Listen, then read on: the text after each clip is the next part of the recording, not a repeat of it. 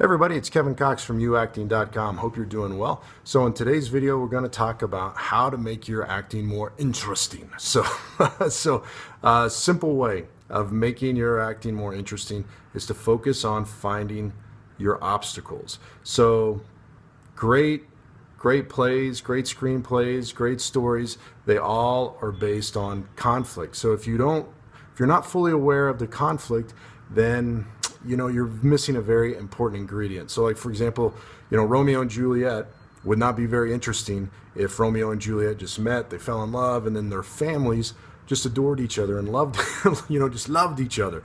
So what makes it interesting is the families hate each other and they despise each other and they're fighting. So it creates all these external and internal obstacles for Romeo and Juliet to try to get together and live happily ever after.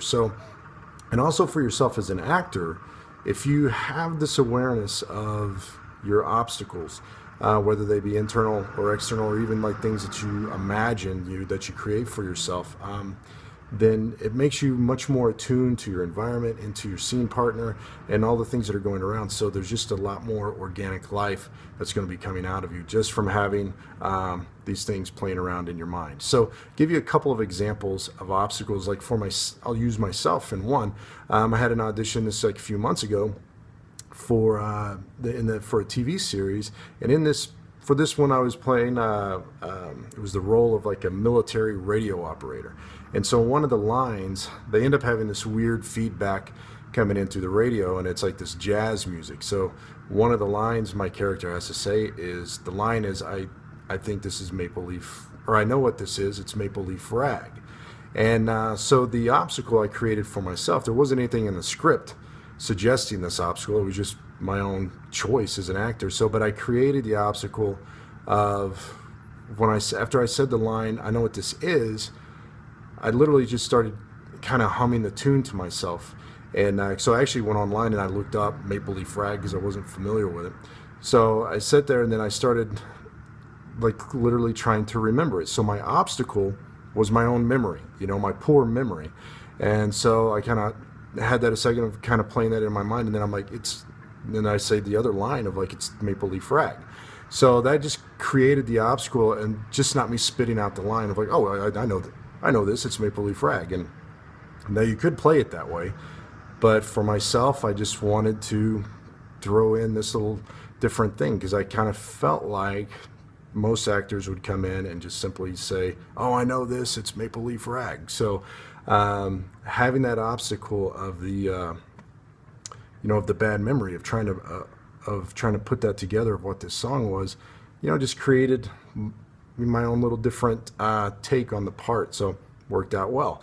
Now another way of looking at another example of obstacles is I was actually just reading the script the other day from Last Chance Harvey, which is a Dustin Hoffman, Emma Thompson movie. And so one of the obstacles for Dustin Hoffman in that movie is his relationship with his daughter. He's been a very kind of absentee father. So his daughter's getting married, and so he's talking to her, and he ends up saying something about how he's going to walk her down the aisle. And then the daughter's like, no, I don't. I actually asked, I can't remember what her stepfather's name is, but she's like, we'll call him Larry. So she's like, I asked Larry to walk me down the aisle.